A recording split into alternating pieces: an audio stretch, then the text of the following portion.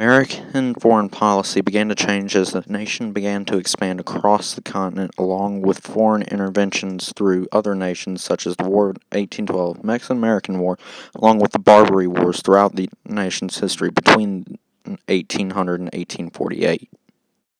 Many of the motives that started to help with this movement for expansion began with not only the Louisiana Purchase, but the idea of manifest destiny, that the U.S. was God's chosen people to continue from sea to shining sea and actually control the majority of the North American continent. One of the main conflicts of the expansion of the United States came from the sectionalism developing out of the North and South, the debate mainly being over if new states added to the United States would allow slavery or not.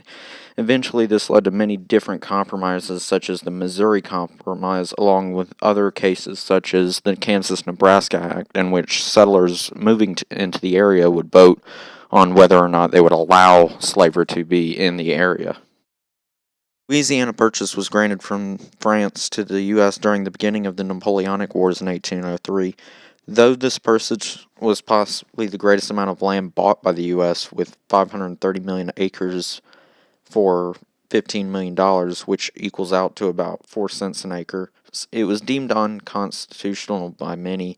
Jefferson actually attempted to have an amendment made to grant the president the right to purchase territory for the U.S., but again decided to go ahead without Congress's approval to purchase the land in order to expand the U.S. both west and expand the growth within the central U.S. along the Mississippi River.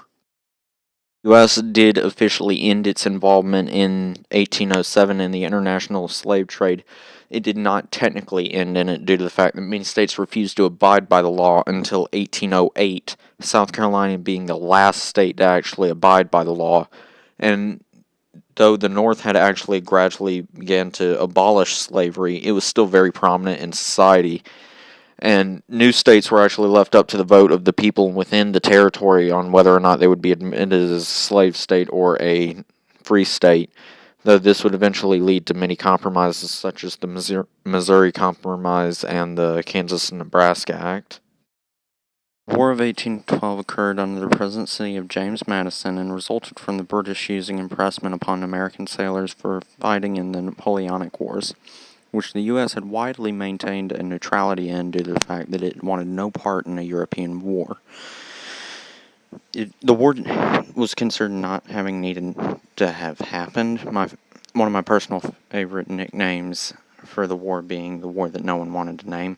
The war itself did not have a lasting impact on either side due to the fact that both sides remained at their territorial possessions at the beginning of the war, the same as they started with, though the U.S. did have a rise in nationalism along with the end of impressment of American sailors throughout the country.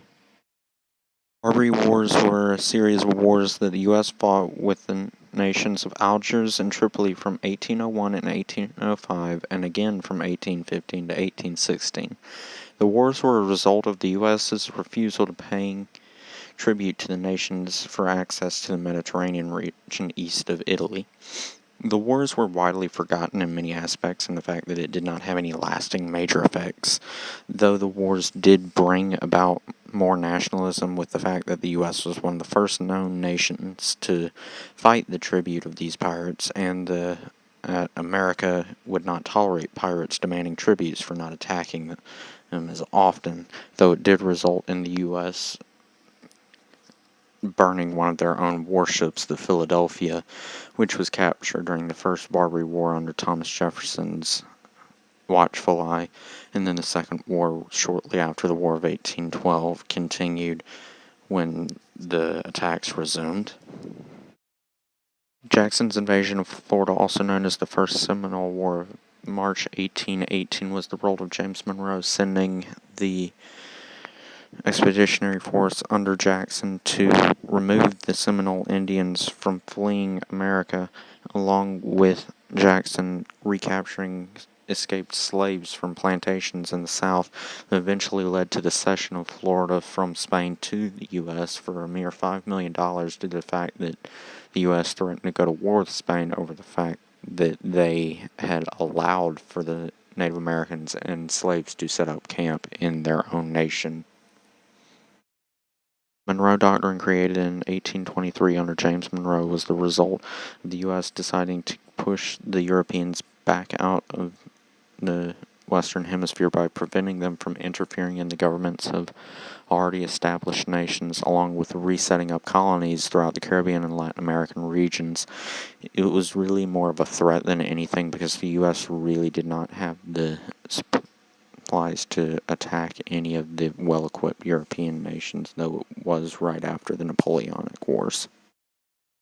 The Oregon Acquisition from Canada and Great Britain in June of 1846 was the result of James K. Polk signing a treaty with the British, and the fact that they would get the states below the 49th parallel, and except for the Vancouver Islands, which Canada controls today, but was the result of his slogan 54-40 or fight, due to the fact that the U.S. wanted to continue its expansion all the way to the coast unapprehended by any other nation.